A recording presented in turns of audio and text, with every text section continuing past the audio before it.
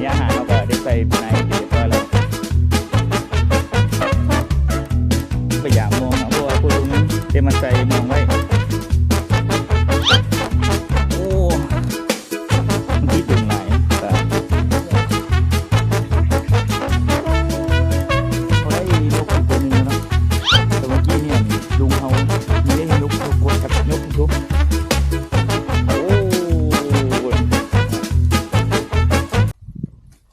สบายดีทุกคนพบกับส่องออดี้พาเลาะเนาะวันนี้ออดี้พาเลาะเขาได้มาทีน้าดงบังเนาะเพราะว่ามีหนองใหญ่อยู่นี่มื้อนี้แมนเขาจะมาใส่กุ้งเนาะหลังจากที่ว่าเขาได้มุ่งมามื้อนั้นเนาะเป็นมุ่งดักกุ้งเนาะเป็นมุ่งดักกุ้งจอมดักกุ้งที่ว่าเขาได้สั่งมาจากประเทศไทยเนาะเดี๋ยวมื้อนี้เขาก็จะมาลองกันเบิ่งว่าจะได้หรือบ่เนาะมื้อนี้เขาก็เฮ็ดหัวอาหารมาเนาะนี่ก็เป็นหัวอาหารล้อกุ้งที่ว่าเขาได้เฮ็ดมาจากหนึ่งก็คือหัวอาหารเนาะสองมากับปลาแดกข้าวเหนียวแล้วก็ห้ำเนาะมาเบิ่งว่ามันจะได้ผลบ่เนาะแต่ว่าเขาก็ยังมีอีกสูตรหนึ่งอยู่เนาะคันว่าสูตรนี้บ่ได้ผลแล้วก็มื้อนี้เขามาใส่นี่แม่นเขาจะใส่บุโดนเนาะมื้อนี้เพราะว่าออดี้พาเลาะได้มีภารกิจไปเนาะตอนสวยก็เลยมาลองเบิ่งว่าประมาณ2-3 ชั่วโมงนี่เขาจะได้บ่เนาะเป็นยังไงไปติดตามเหมือนกันท่านผู้ชมนี่ก็เป็นหนองใหญ่ดงบังเนาะกว้างอีหลีเนาะ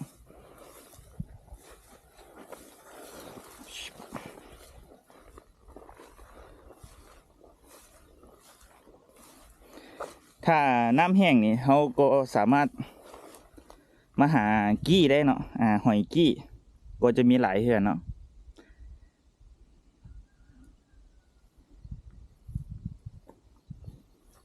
ก็จะประมาณนี้โอ้แล้วเป็นหนองกว้างหนองใหญ่หลายเนาะท่านผู้ชมลืมบอกไปเนาะมื้อนี้เข้ามากับลุงเขาเนาะเนี่ยวันนี้เนาะเบิ่งได้ไหม กับเบียร์น้องเชียร์ไรเนาะยกโป๊ะฮ่า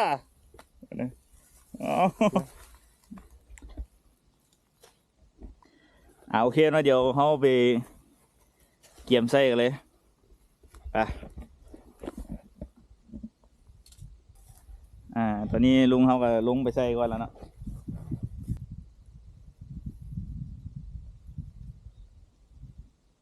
คือบนเนาะข้างในเบียร์น้องเชียร์ไรมาเบิ้งไอ้ชีเริ่มไส้แล้ววันนี้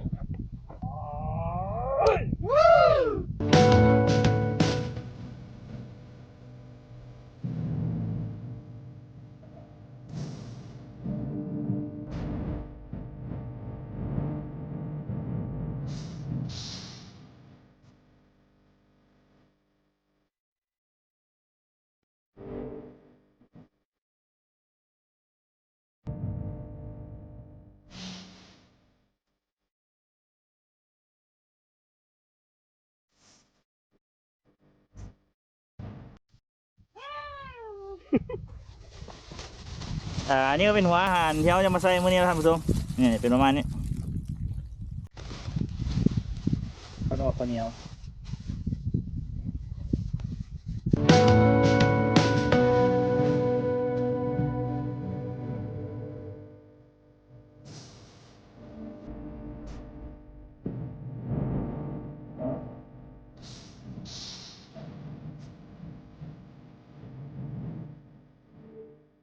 โอเค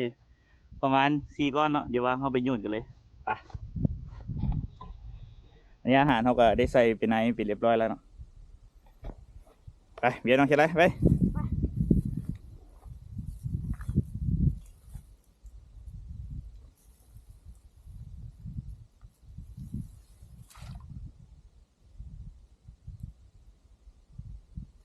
ต๊ะต้นโอ้ยเมื่อกี้ลงชื่อไปดิผมเล่นมาเดือนจะลงไปเอายุคางาใหม่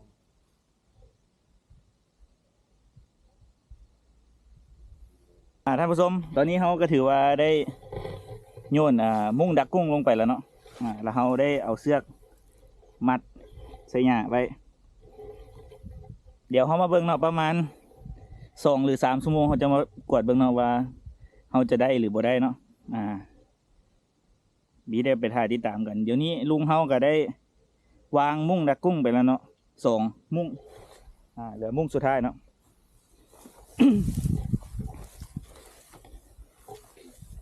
ใช้หัวอาหารหน่อยเดียวนะใช้หมดแล้วเอาเสื้อมาไว้ตัวนี้มันใจตัวนี้ก็เป็นอีกด่างหนึ่งเนาะมื้อนี้เขามุ้งดักกุ้งมามี4 มุ้งเนาะท่านผู้ชม4 มุ้งอันนี้3เนาะ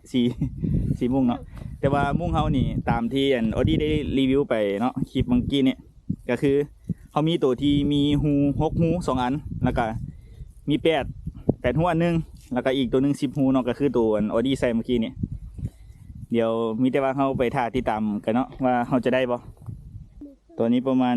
10:37เนาะเดี๋ยวไปเบิ่งว่าในช่วงเดี๋ยวเขาจะมาเบิ่งเดี๋ยวนี้เขาก็ติดตามเนาะว่าลุงเขาจะโยนได้บ่เนาะ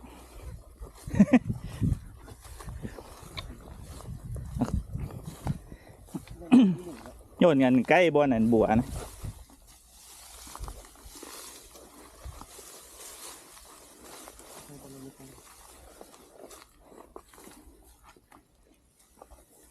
วางเอาอะ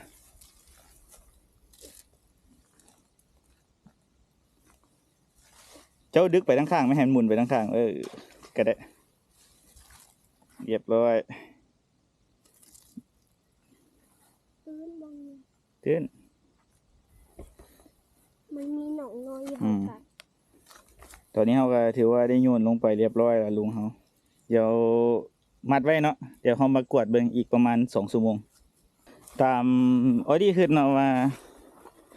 คันมันได้เนาะมันอาจจะอยู่ส่วงห่มผู้แหละกุ้งหรือว่าบอนที่เอาเลิกเนี่ยก็คือบอนแจ่ฟังนั้นเนาะแถวนี้มันจากอากาศร้อนปะเนี่ยอากาศมันจากร้อนเนาะบ่แน่ใจว่ามันจะมีบ่ท่านผู้ชมเดี๋ยวเขามาติดตามเบิ่งเนาะว่าลุงเขาเพิ่นว่าเพิ่นจะลงไปยามมองเนาะเพราะว่าพอลุงได้มาใส่มองไว้แต่ว่าเพิ่นยังได้ยามว่าซั่นเด้เดี๋ยวเขาจะมายามเบิ่งเลยเนาะว่าจะได้ปลาบ่ตัวบุญกับแมนตัวเบียมีแต่เท่านี้ป่ะแมนนั้น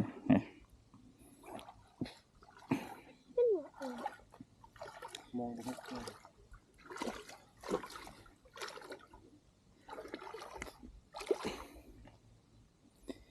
เดี๋ยวน้องเคยไล่บ่ลงอ่ะเป็นยังฮะพี่หน้าเบิ่งดูเป็นยังบ่ได้เป็นยังคือบ่ลง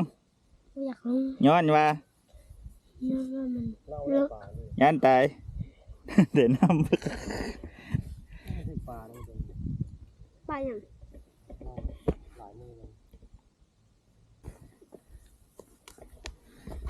โอ้มันติดโดนหลายนะปลาจนเปื่อยนะปลา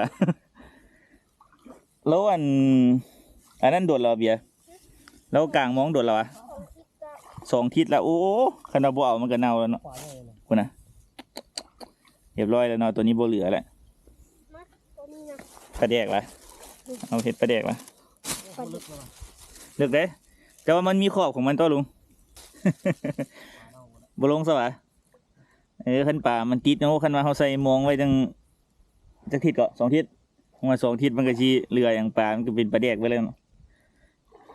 เพื่อนกันอยู่แล้วเดี๋ยวปลามันโอเคเนาะสรุปก็คือเขาบ่ลงตัวเนาะพอปลาเน่าแล้ว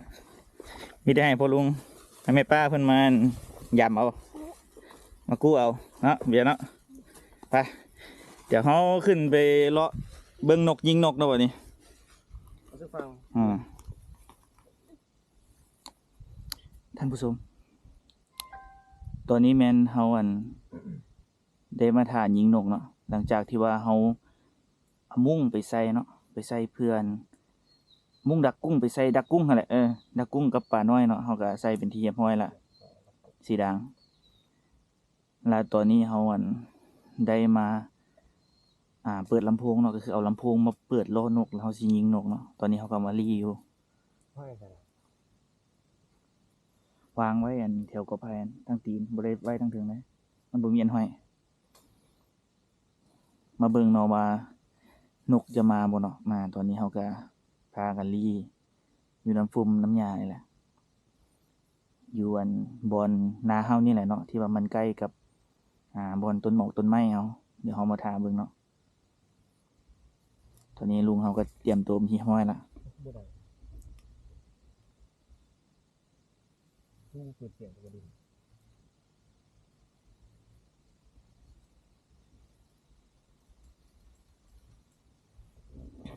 โอเค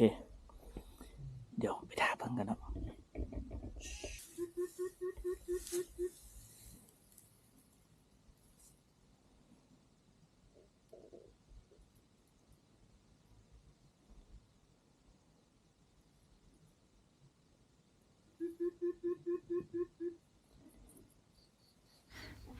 ตอนนี้เราได้เอารูปงูให้เบียร์น้องเขียนลายเบิ่งเนาะเพราะว่าเมื่อกี้นี่เนาะเบียร์น้องเขียนลายนั่งไปนั่งมาแล้วว่าจับงูมาลิ้นเนาะท่านผู้ชมงูที่เพิ่นจับมาลิ้นนั้นมันแม่นงูดินเนาะ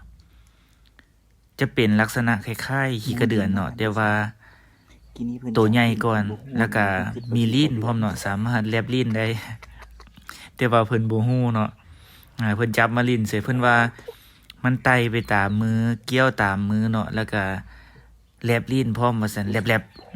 ๆพอดีออดีพาลอสังเกตเห็นจึงท่วงเนาะว่าเอ้างูตัวหันเบียร์น้องเจรายเพิ่นก็เลยได้ดึกงูทิ่มเนาะแต่อันนี้เพื่อความในใจเฮาก็เปิดวิดีโอให้เบียร์น้องเจรายเบิ่งเนาะมันเป็นตัวแนวนี้แท้บ่เพิ่นว่าแบบนี้เลยเพิ่นว่าฮ่าๆเพิ่นเอิ้นว่างูดินเนาะเป็นงูที่บ่มีพิษเนาะท่านผู้ชมแต่ก็ถือว่าก็สิเป็นอันตรายแหละเอาบ่ควรไปแตะต้องไปลิ้นมันดีกว่าเนาะเห็นหยังแปลกๆก็จะสิไปจับเนาะตอนนี้เฮาก็สอนหลานเฮาเนาะให้ระวัง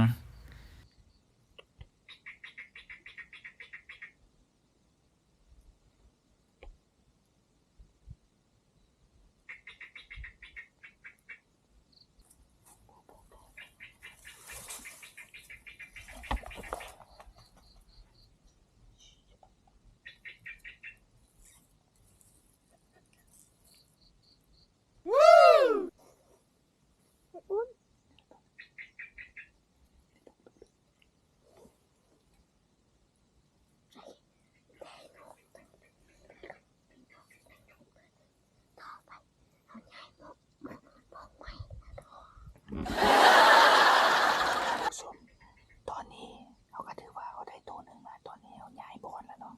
เพราะว่านกมันตื่นเดี๋ยวนี้เฮาก็มาลีอยู่ปุ๊บๆนึงเนาะถ่ายรูปนี้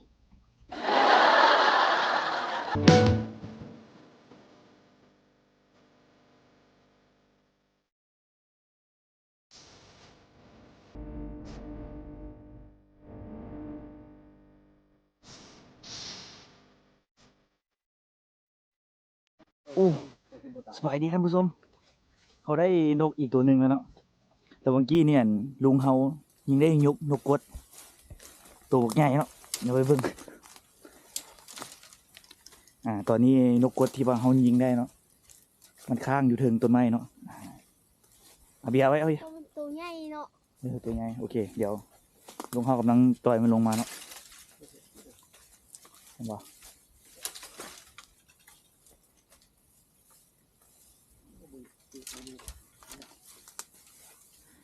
เดี๋ยวเอาไปเบิ่งเลยเนาะไป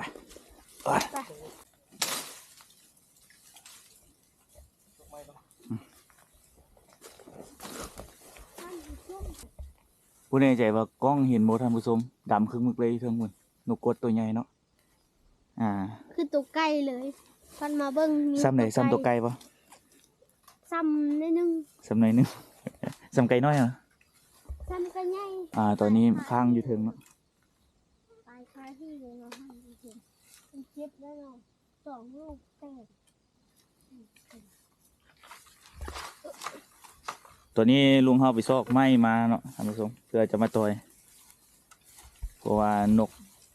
มันตายแล้วเนาะแต่ว่ามันตายข้างอยู่กอไผ่เนาะท่านผู้ชมได้ตัวใหญ่เนาะ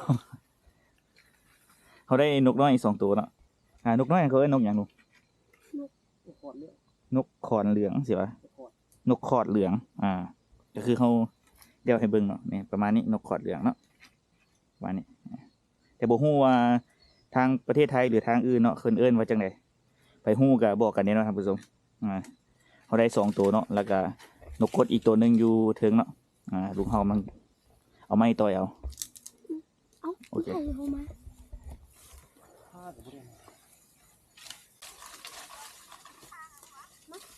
อู้ เบียร์เป็นคนนี้ เดี๋ยวจับมาเบิ่งดูเบี้ย โอ้สองกินซ้ำโบแตกเลยนี่นอนขนาดเลย จับยกสูงๆโอ้ย พยายามแล้วเนี่ย เดี๋ยวนี่มันนกกด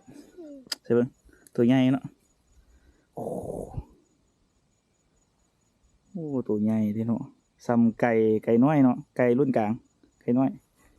นกกดนี่ถือว่าเป็นนกใหญ่ล่ะไปให้ออกไปนอกกันนะเพิ่นบินมาบ่ได้กินนี่ โอ้ยมานี่นะ ว่า ค่อยเอาโบทันเนี่ยว่ะแล้วค่อยเปิดเสียงอันจุ๊จี้มา โอ้ ก็จะยิงจะโดนแล้วนะโบทันมัน นกกดเนาะท่านผู้ชมโอ้เอาไปลากขึ้นเสร็จ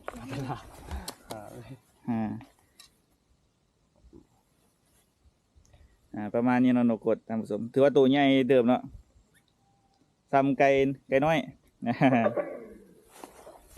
ไปเดี๋ยวเขาออก เอาเบียร์ ไปนอก ใช้ลูกไปใส่ละ ลูกเบียร์นั่น เสื้อ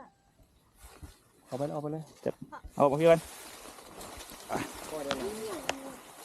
บวกมาเก็บมาใส่นะ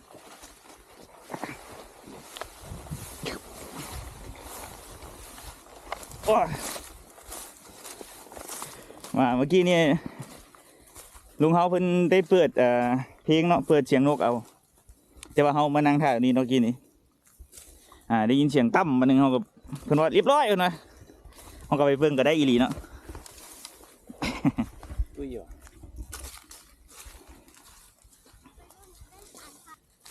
เอาไว้จับไว้เด้อจับโซ่กล้องนะเอาเฮ็ดจังกิน บุกปลาป่ะนี่เนาะ ลองเอา นกกด มาพี่ลงมานั่งข้างๆมาเล่าให้ฟังดูเอาท่านผู้ชมตอนนี้เบียร์น้องเชียร์ไลจะมาให้ความรู้เนาะเกี่ยวกับนกเนาะคน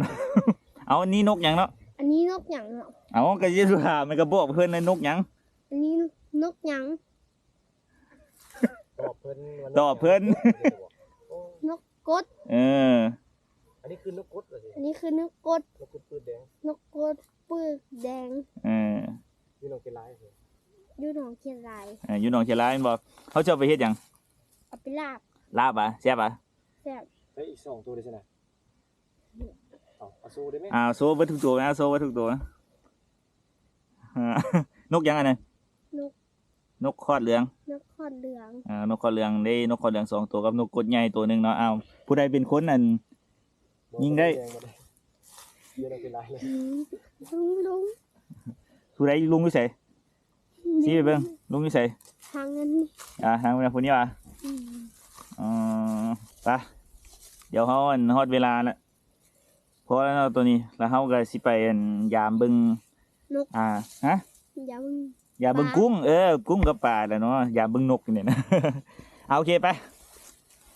อันตอนเช้าให้ ตอนนี้เขามาฮอดบอลเขาใส่กุ้งแล้วเนาะเดี๋ยวเขาสิพยายามเบิ่งว่าเวลาประมาณ2 ชั่วโมงเขาได้อย่างนี้ บูได้ยังเลย มิดอิมซิมเนาะอันแรก บูได้ อ๋อบ่ได้เนาะถือว่าผิดพลาดเรียบร้อยไป มันเข้า มันบ่มีแถวนี้ เพื่อ อ่า ยัง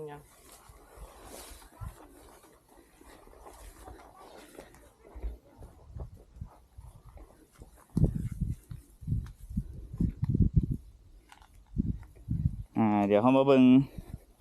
ตัวด่างที่สองเนาะสิมีปลาหรือว่ากุ้งเข้าหรือบ่ ไปเรื่อย เพราะเราถ่ายกินก้อยปลาซิวนะท่านผู้ชมมันบ่มีมันบ่มาเลยนะกินอิ่มซิมสองด่างก็บ่ได้เนาะท่านผู้ชมถือว่าบ่ได้ผลเขาต้องได้ไปหนึ่งไปลองเบิ่งเงียใหม่สองมาต้องซอกสถานที่ที่เหมาะสมแล้วเขาจึงมาลองใหม่เนาะเดี๋ยวเขาไปเบิ่งของเขาปะเนี่ยนี่ใส่ปะอยู่บนนี้เนาะโอเค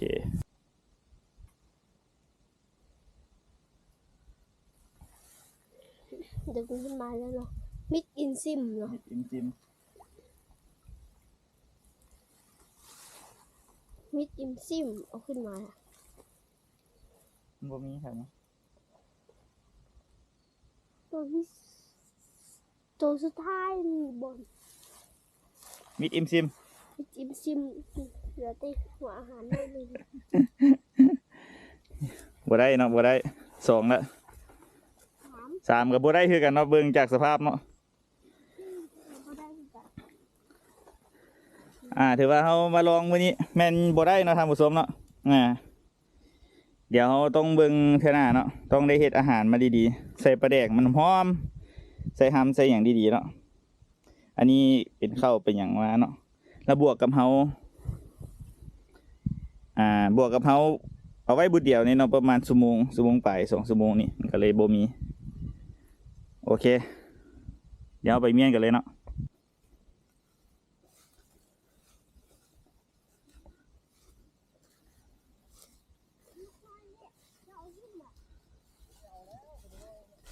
เดี๋ยวใส่บังดูว้าวมันไผ่ยิงได้เบียร์นองไข่ไล่ยิงได้เอานี่ขึ้นคณะก็บ่ได้ปะเนี่ยเอาเสร็จปะนี่ไป